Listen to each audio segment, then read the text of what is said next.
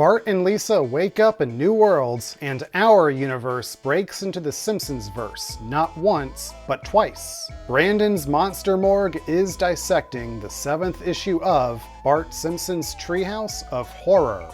The front cover sports a highly detailed rendering of Homer with Mr. Burns' head grafted onto his body. Those who have seen Season 3's Halloween special know this design all too well. There's also a cameo from the Phantom of the Video Arcade from issue 1. Blast off to our first story, In Springfield, No One Can Hear You Scream, by Garth Ennis, writer of one of my favorite comics, Preacher.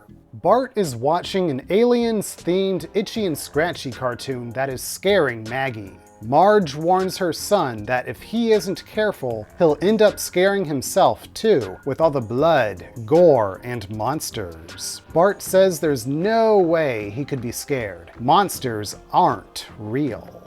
That night, Bart sits in his room when he hears some ominous music. When he goes downstairs, he is scared out of his mind to see his family and other townspeople encased in an alien cocoon, where Homer has a little kill me fake out with Bart. Suddenly, aliens start bursting through chests. Bart runs for it and finds himself in the sight of Queen Burns, with Smithers as his second mouth, and Flanders as third. Bart's words about monsters not being real are sure being used against him. The aliens will make sure he eats those words before they eat him. This is a brief story, and one that takes pride in its Simpsonized xenomorph redesigns. The Burns Queen actually is very creepy in its introduction. The artwork captures the doom and gloom of the hive from the movie, with the added fear Bart must feel walking into this as a 10-year-old. No colonial marine weapons for him, Bart's on his own. And his encounter does make me glad the aliens in the movies don't talk.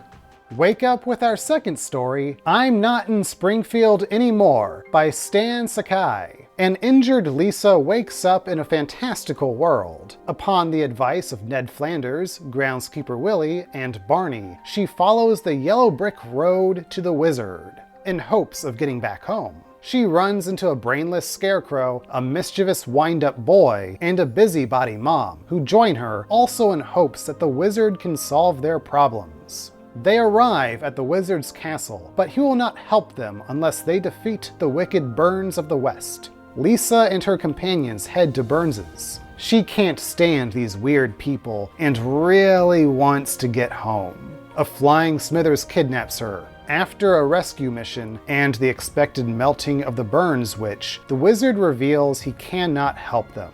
No matter, Professor Frink is on the case. He gives Marge a new vacuum cleaner, Bart some reprogramming, and tells Homer that alcohol kills brain cells. Lisa, though, has to deal with the fact that this is her family.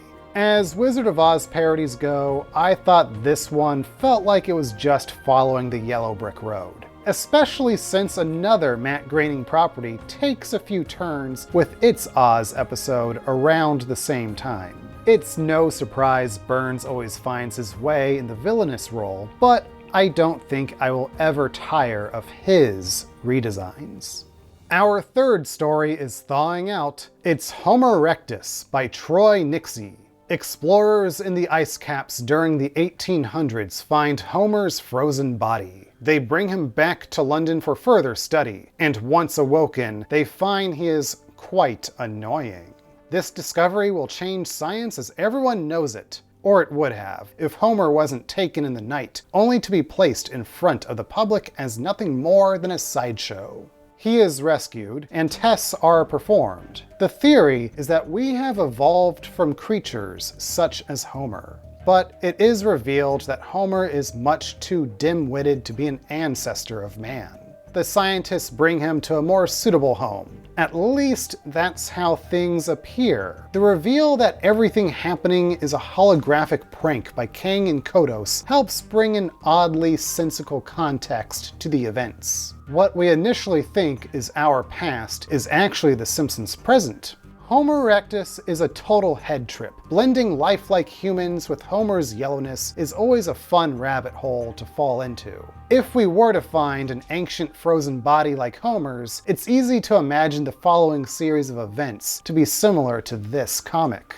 Speaking of mixing real humans with the Simpsons universe, brace yourselves for our final story, Catastrophe in Substitute Springfields, written by Luke Skywalker himself, Mark Hamill. Professor Frink tests out his new duplicating ray on one of Comic Book Guy's rarest books. The copy is a success, as the two argue about how such a power should be used. Mr. Burns and his lawyers cease the intellectual property, and he is dead set to promote the ray to human testing. Suddenly, Comic Book Guy's valuable replica mutates into a worthless, happy little elves comic, thus proving that these unstable duplicates will mutate into their opposites. Mr. Burns wants hard-working employees that he can exploit for his own gain, so they will need to duplicate someone with the exact opposite qualities he seeks. Naturally, they pick Homer Simpson. The duplication is complete. The mutation happens, and you can see the difference right away. Forming an instant connection with Homer, the clone stays the night at the Simpsons house. Witnessing the family interact with one another, the clone becomes lonely, knowing he will never belong in this world. That night, he steals the duplication ray and uses it on the sleeping Simpsons. But the clones do not turn out the way I think any of us could have imagined. The ending gets even weirder as Kang and Kodos are granted full rights to the cloning device, which they use to create a zoo of duplicated Springfield citizens, including the bodyguard instructor from Mark Hamill's episode. I can't quite put my fifth finger on it, but seeing anatomically correct Simpsons characters makes me queasy. Just look at them.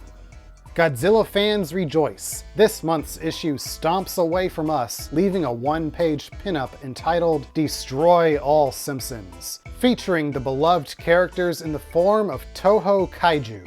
I have mixed feelings about this 7th issue. The first 2 stories are simply parodies of famous movies, and even with the cold atmosphere of the Alien spoof, it still feels more like Bart in a situation rather than a full story. Homo erectus and Catastrophe in Substitute Springfields both collide us regular humans with the Simpsons, and cherry-top their climaxes with appearances from Kang and Kodos. The former takes a more serious approach and reduces us to a mere holographic joke for the aliens, whereas the latter turns us into disgusting mutations, at least from their point of view. No matter my feelings about the earlier stories, the final moment succeeds in giving me the heebie-jeebies. I don't know about you, but getting creeped out just makes me ready for the next issue's attack.